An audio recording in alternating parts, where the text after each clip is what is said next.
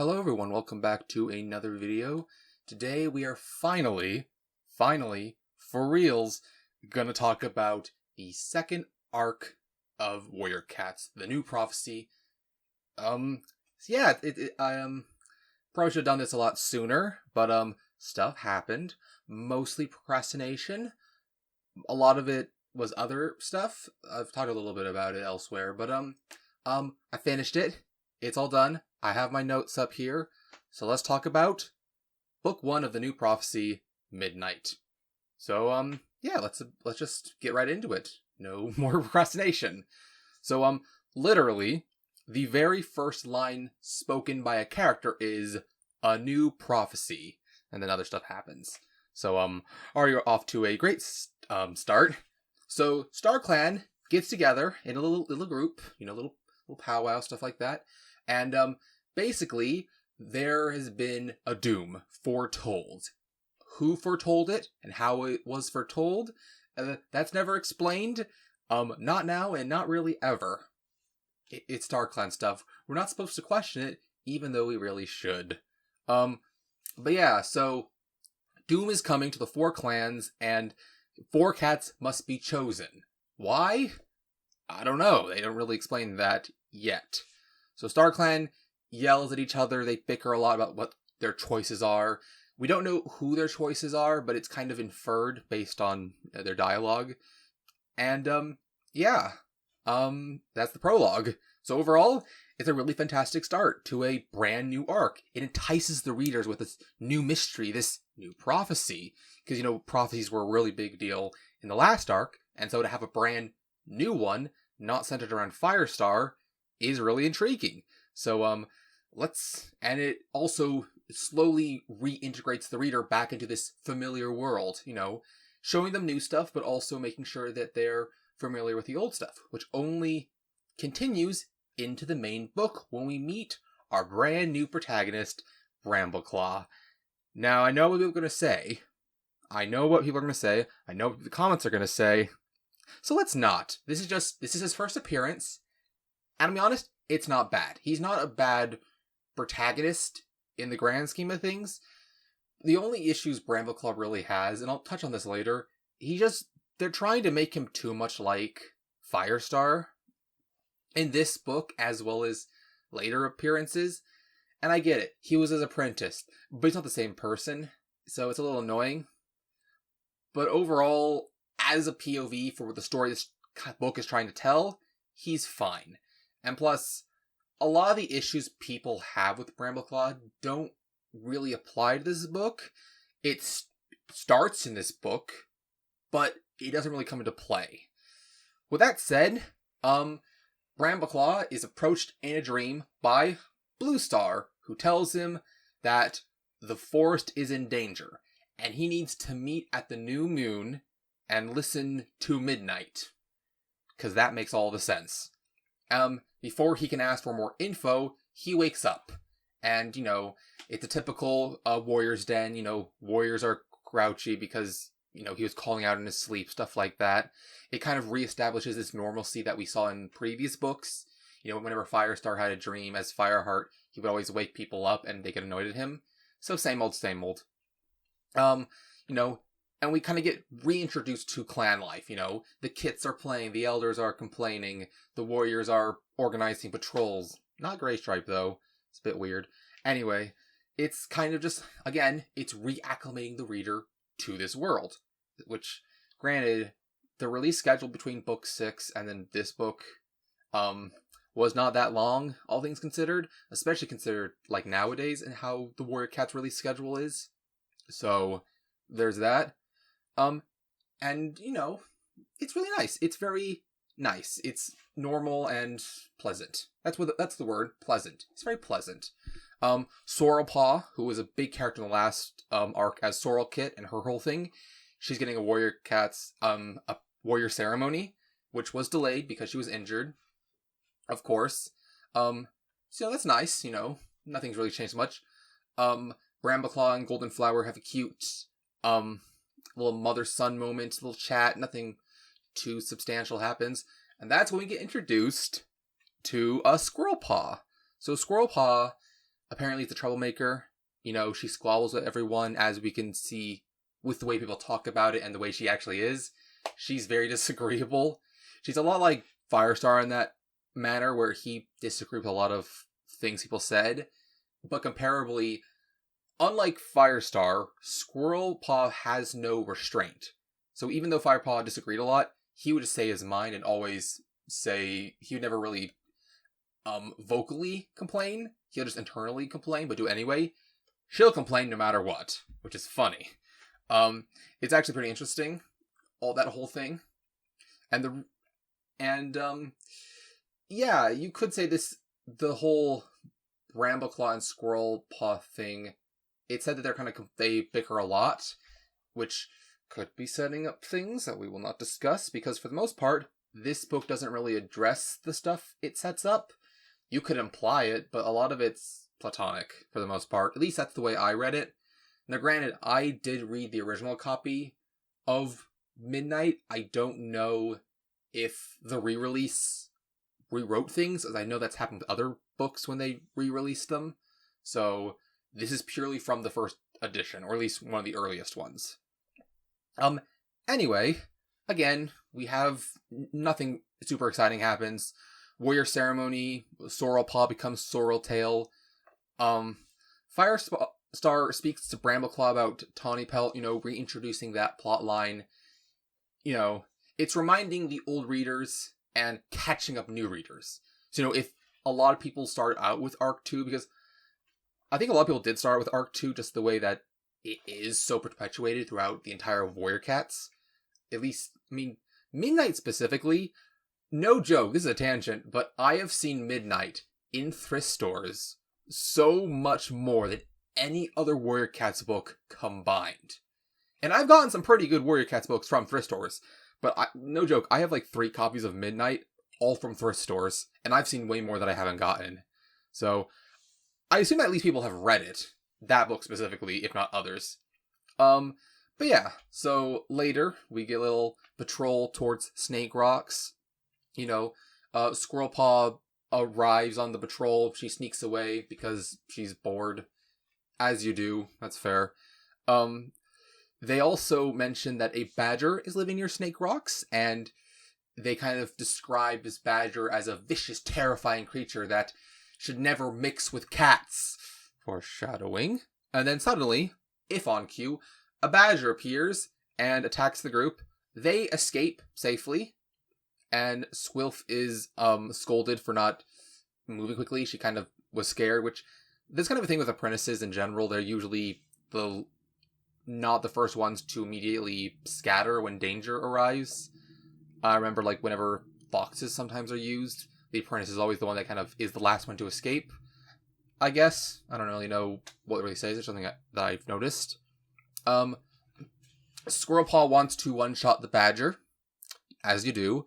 They say that's stupid, and you should never face a badger in their own den. Anyway, the patrol returns home. Dustpelt, who is Squirrelpaw's mentor, yells at her because she was bored. I guess it's a whole thing. It's not really important. And he's assigned to look after the elders. Brambleclaw offers to help. I don't know why. It's probably just because he feels responsible for some reason. I guess, whatever. It's whatever. And then you also have an elder moment. They have a little elder talk. Another staple of the series. Not that bad of an elder talk compared to previous arcs. I have a note here. I'm not going to say it because I don't think it's really relevant. They then reinforce the whole badgers don't mix because Willowpelt died to a badger. It's a whole thing. And suddenly, out of nowhere, we get our second POV, because this arc introduced multiple points of views. And now we have Leafpaw, the second daughter of Firestar and Squirrelpaw's sister. Leafpaw is a medicine apprentice to Cinderpelt, who's still a medicine cat. We also get introduced to the twin power, for reasons. Those will probably be brought up in later books, but the twin power, it's kind of stupid. It's useful, but it's only really utilized in this book to great effect. Other books, it's either barely used, or I think by the time we get to book 4 and 5, it's just dropped completely. So, like, pretty much its only usage in this book, which I'll get to later, it has a plot device, which is fine, but I just wish to be a bit more consistent. Anyway, gathering time. So, Leafpaw chats with Mistyfoot and Feathertail. Something worries them, Rivercline's a little bit on edge. And then the meeting starts. It's fairly boring. Tallstar reveals that WindClan has no water because spring has, I guess summer, because Summer's sun has been harsh and dried up all their water. After some convincing, Leopard allows WindClan to come under RiverClan to drink water, for their elders and their kids, stuff like that. Nice. Leopard also announces that she has new warriors, that Hawkfrost and Mothwing. And RiverClan is not very happy about it.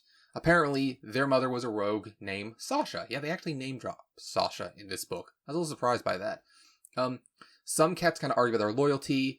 Leopard claps back the fact that ShadowClan has rogues as warriors, and that Firestar was a kitty pet, which, considering how she acted in the 5th and 6th book of last arc, where she was kind of a bitch, because I'm going to keep this up until she dies, until I talk about the next graphic novel, when Feathertail, because I'm going to cover that as like supplementary material, because I think it's important. But yeah, she's basically like, yeah, they're good warriors, shut up. That's fair. But then there's a problem, a really big problem. Mothwing, despite now being a warrior, wants to become a medicine cat. And that's where people are really confused. And not confused, angry. They're really angry. Because here's the thing. Having someone outside the clans be a warrior, that's one thing. And then, of course, you have Firestar, who is a leader. Which, yeah, that's a little strange, but it's whatever. But a medicine cat, the most revered and respected role in the entire clans, being given over to a rogue, that's what people are mad about. However, Mudfur knows this, the RiverClan medicine cat, and is waiting for a sign to confirm whether or not to take Mothwing as an apprentice. So we're going to have to circle back to that later. Leapaw is actually offered to go meet Mothwing, as just casually, and that's when we get the weirdest thing ever. Suddenly, no chapter break, no just divider in the chapter. Literally, we go from one paragraph to the next. It's just Brambleclaw again. I don't even know if it is the same. If it might be the same paragraph where this happens. It's really weird. The book also has other weird chapter breaks, because I don't think they fully knew how to do multiple protagonists yet. But, it's strange. Anyway, this is the worst offender, I think, out of all of them, but it'll come up later. So when a Brambleclaw meets up with Tawny Pelt, and they both kind of note that Hawkfrost looks very strong. Anyway, we find out that Tawny Pelt had a very similar dream to Brambleclaw, where his Nightstar came to her. And after talking a bit, they both agree to come to Fortress at the new moon, basically in a month or so. And they hope that the other cats of other clans who receive the dream will show up. As we go on, Firestar wants a patrol to make sure ShadowClan doesn't cause any trouble, because, RiverClan and WindClan are doing this whole thing, and ShadowClan might feel left out. That's fair. Squilf kind of... Brambleclaw actually thinks that WindClan is more likely to cause trouble, because they might want to hunt on their land, since ThunderClan and RiverClan border. Squilf thinks he's stupid, and they fight a bit. Firestar stops them. Firestar actually agrees that Brambleclaw might possibly be right, so they actually do 2 patrols to go, figure stuff out. When on their patrol, they spot that a WindClan patrol has a tasty vole. That's how they describe it. ThunderClan confronts them. They admit their crime, that they did do it, but Crowpaw attacks Brambleclaw for reasons. One Whisker stops the whole thing, and they decide not to report it to Firestar. And Squillpaw is angry because Brambleclaw was right. Oops. At the new moon, Brambleclaw heads to Fortress, to the whole secret mission thing. Squirrelpaw follows him because she's suspicious and nosy. Tawny Pelt shows up alongside Stormfur and Feathertail, and then Crowpaw. Yay! They all kind of argue about what's going on. It's whatever. Feathertail actually received the sign, but Stormfur wanted to come with because he's her sibling and noticed something was wrong.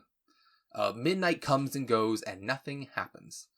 So the cats all leave and want to meet up at the next gathering to figure stuff out then. Squirrelpaw wants in on what is happening and promises to keep it a secret, practically begs that she's allowed in, and Brambleclaw reluctantly agrees. Leafpool has a dream about what Squirrelpaw did, but Squirrelpaw doesn't reveal anything. That's pretty much all that happens. At this point, Brambleclaw has the salt dream, where he's basically drowning in a dark sea and gets swallowed up by a cave that has sharp teeth. And then Ravenpaw shows up to talk about two-legged stuff. They're doing some weird stuff. And then Ravenpaw actually tells Brambleclaw that what he saw was real. Where the sun was drowning, the sun drown place, is real, and maybe he should listen to StarClan and, go there. So then Brambleclaw says, okay, I'm going to tell Feathertail and Stormfur, and they decide to go on the journey. And after some shenanigans, Crowpaw and Tawny Pelt are also convinced to go on this journey. So then we have the Fire and Tiger Omen. Yay! This is stupid. It's really stupid. The only reason this omen exists is just to make it slightly more difficult for Brambleclaw and Squirrelpaw to, leave the clans and to communicate. It's really stupid. Because it doesn't make any sense, right? Because why would StarClan send this? If they even did. I mean, based on kind of what we can ascertain, they did send it, but what's the point of sending it? Right? It's dumb. The only reason it exists is just to make conflict in a portion of the book interesting, because other than, if this part didn't exist, this portion of the book would just kind of be boring. It'd just be like planning. It's stupid. It's dumb. I think we can all agree that the Tiger and Fire Omen is stupid and dumb. It does kind of open up an interesting idea that some people have talked about, where Cinderpelt misinterprets what this sign is because she wasn't originally meant to be Medicine Cat, and thus her connection isn't as strong. I don't think it matters. Regardless of how you interpret the sign, it's stupid. It should not have happened, and yet it did. So yeah. After some shenanigans, really stupid shenanigans, I'm not going to talk to you about it. It's like 3 chapters of just stupid stuff. Squirrelpaw is finally told about everything, and she decides to go with her, Brambleclaw, on this journey. So they shelter under a large monster on the side of a road that looks a bit strange. This probably will be relevant later. Leafpaw, because of her twin sister powers, brings traveling herbs and is told everything, basically. At least everything they know at the point. Leafpaw is worried, but is reassured that they'll be fine. She comes back. ThunderClan is worried about the missing cats. They don't really know what's happening, and Leafpaw doesn't tell them, basically ever, which is fine. At least not in this book. I think in the next book she kind of talks to them about it. So the Journey Cats all meet up, and they begin their travels, all 6 of them.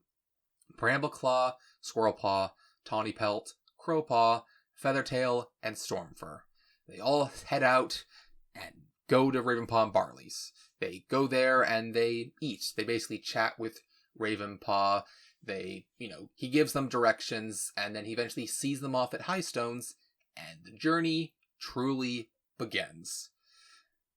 By the way, this is the first traveling book that we've ever had in the series. Yeah.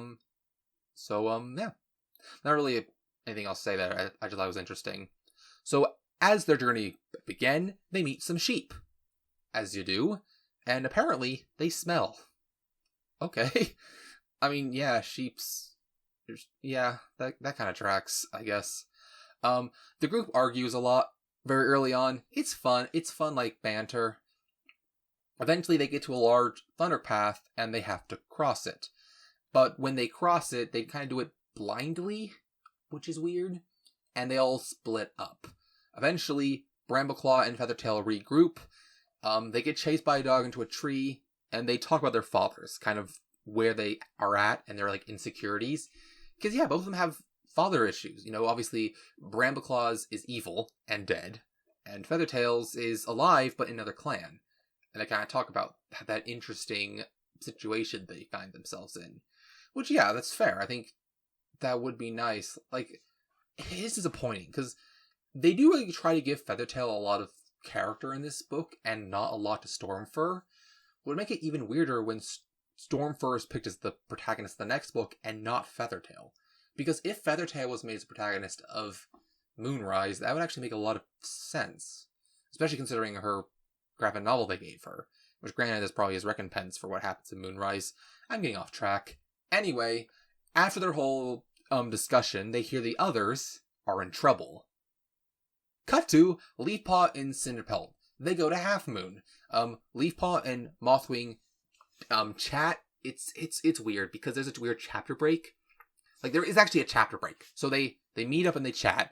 There's a chapter break where Leafpaw and Mothwing have this conversation, and then another chapter break, and then it's the rest of the chapter where they kind of go to Moonstone and all this stuff happens. It's weird. I don't know why they did it. Again, this might be just because I have an older copy, like the original print of the book, so I don't know what that's about. Who knows?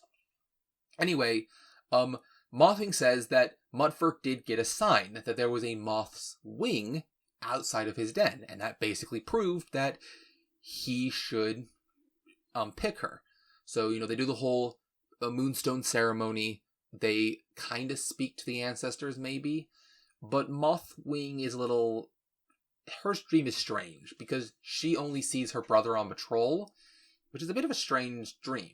Granted, Leafpaw sees Squirrelpaw in danger, but we don't really know much beyond that. Granted, it's less because of its Star Clan and more because she's sister powers. Anyway, back to the group.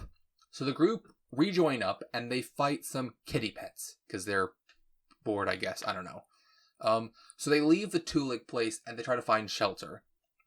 So when they are like hunting and drinking water, Tawny Pelt tastes salt in the water, meaning that she got the salt sign. And they theorize that they are going to receive the sign not at the same time, so that way it'll lead them in the right direction, so they know they're going to where they're supposed to go. Crowpaw is grumpy. Anecdote. That's why I have it in my notes. Basically, this is kind of brought up later, but he is grumpy the entire time. He's very disagreeable. It's one of those things where you're an apprentice. He's basically Squirrelpaw in a sense, and granted, this is kind of pointed out later, but I'll point it out now. Feathertail brings up the fact that Crowpaw is alone.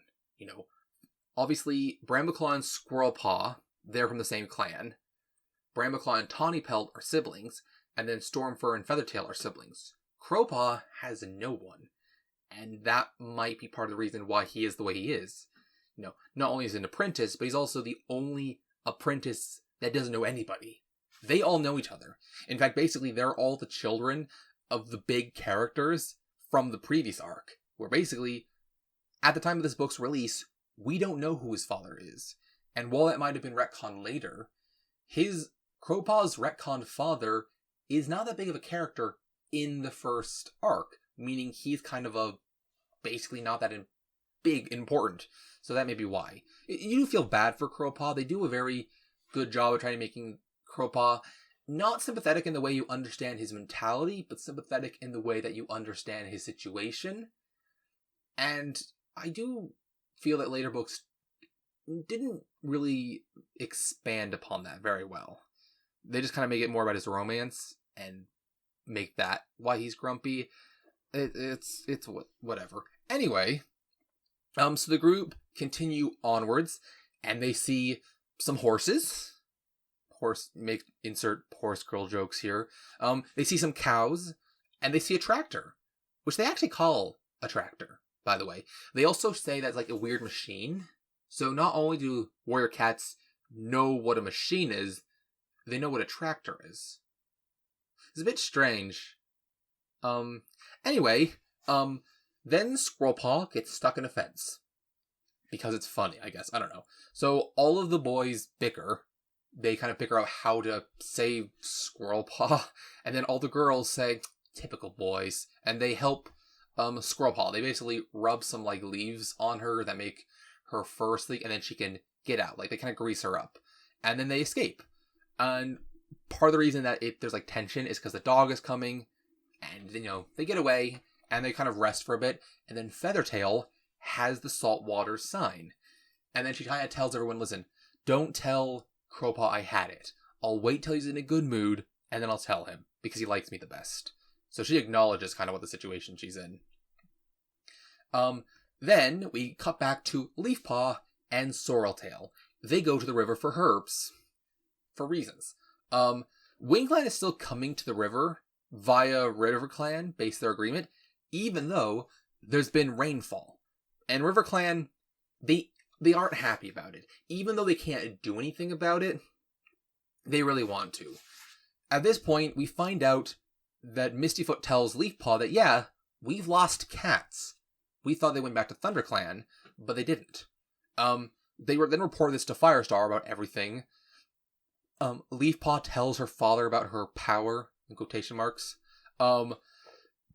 Then, later, Leafpaw has a dream of great danger. What could it mean? It means another dog. There's so many dogs in this book, seriously. I know I said as a traveling book, this book's kind of fine, but this did set up a lot of the issues with other traveling books, and that is, when nothing's happening, insert a dog. Like, yeah, I guess it's kind of realistic in the fact that a lot of people have dogs, and they would get out and chase cats. But this is ridiculous. This is like, what, the 5th dog they've had to run away from? I'm not counting. You probably can count, though. So yeah, while they're trying to run away from the dog, a helpful voice from above beckons them into the trees. And, yeah, it's Purdy.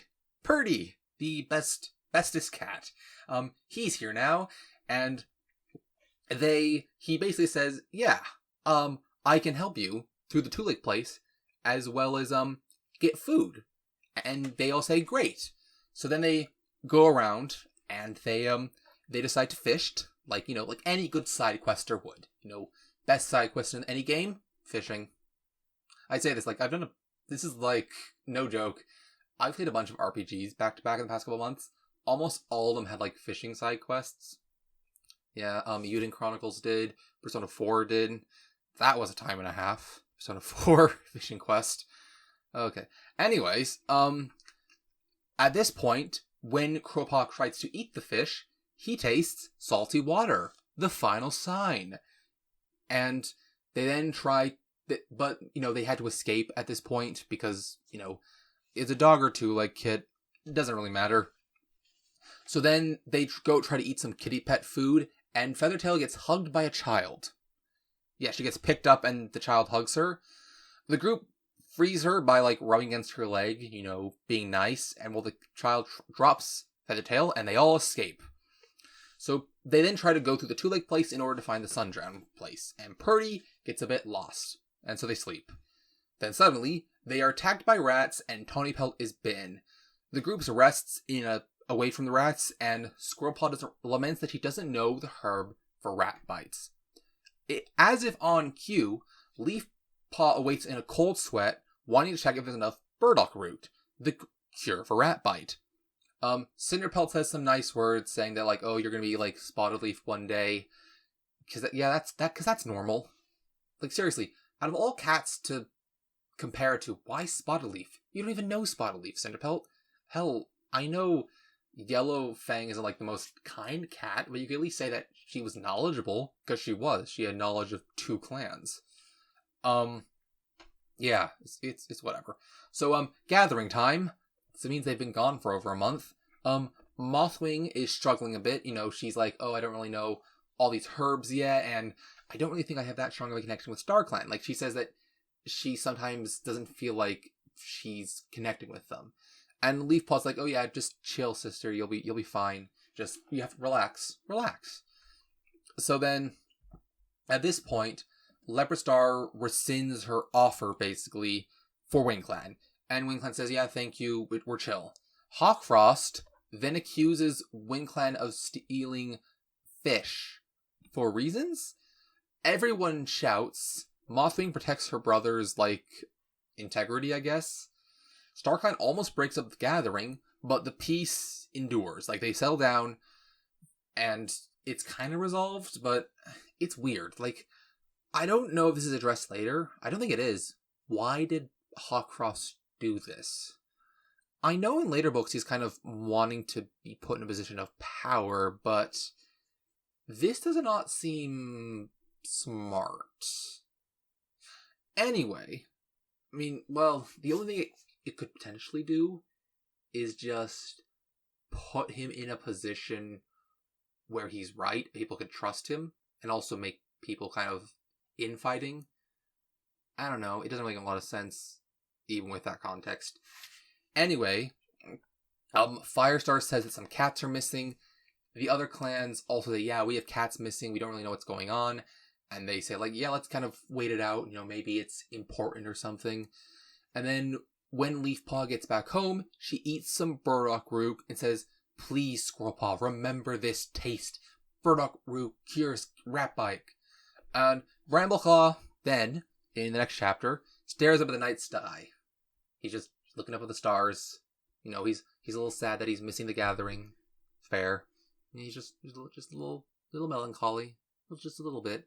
So then the group then wants to hurry. They want to hurry the sundown pace. But Tawny Pelt's wound is hurting, At this point, Squirrelpaw says, I have this weird taste in my mouth. I don't really know what it is. And then Purdy then leads them around the forest, not the forest, the two-leg place. He leads around the two-leg place, they're kind of chilling, he's kind of lost. And then suddenly, Purdy finds, in quotation marks, a small forest. The book kind of implies that it was an accident, and he just kind of, he's too prideful to admit that he has accidentally found it. But we don't really ever get a definitive answer. So, I think he was just, he just did find it. I think that's funnier if he just accidentally found it. Doesn't really matter. Anyway, the group rest and they hunt. At that point, Squirrelpaw magically remembers the taster mount, finds burdock root, and gives it to Tawny Pelt. She recovers somewhat, and the group follows the setting sun. They follow where the sun sets, because it's very close. Purdy then leaves them, because he doesn't really like open spaces. He's afraid of upwalkers, two legs, as he calls them, from reaching around and grabs him. That's fair. So after some walking, they arrive. They are at the edge of a cliff, and the cats witness the drowning of a large burning red and orange sun. Then they decide, okay, let's go down the cliffs, and Brambleclaw falls in a hole, and Squirrelpaw lands on top of him. For reasons. It's funny because the book actually implies that she didn't fall, she leapt in after him, and then landed on top of him. That's kind of funny. They then almost drown, as you do, but they survive. So the group all regroup and wait for midnight at the entrance of a cave that Brambleclaw saw in his original dream. And then suddenly, a badger appears from the darkness. It appears out of the cave. The group freaks out, they want to fight it, but then the badger speaks. And it says, midnight has come. Yes, the badger can speak, and speak well, actually. The group is very concerned about this. They're like, what are we going to do? But then Midnight says she knows StarClan. And Midnight actually asks if they're tribes, which they're not. Foreshadowing much? So the group then recaps their entire journey. They say, here's what happened, and here's what we know. So then Midnight says that the 6 cats have become one. They were from 4 clans, 6 different people, but they are now one on this journey, which is needed for the days ahead. She says the clans must leave the forest, for 2 legs will be machines to destroy everything. It has happened to Midnight before. She says that her own set, I guess her home, was destroyed. And she knows this because she can read the stars. And in order to find the new home, the cats must stand on the great rock when Silverpelt shines above, and a dying warrior will show the way. The group then hunts and prepares themselves for the next part of the journey, for it has only just begun. In the short epilogue that follows, we get a rather tense scene. The forest is quiet, the birds aren't singing, the prey isn't running, and then disaster. Trees get uprooted, dirt gets flung everywhere, and the cats scatter, for the destruction of the forest has begun. Overall, pretty good book. Yeah, it's a pretty decent book. I mean, there are flaws, we'll talk about in a sec, but like overall, I would rank this book pretty high. I mean, it's a good read. Again, it did take me a while, but I definitely think it does hold up after all these years. But clearly, one of the big flaws of this book is 2 point of views.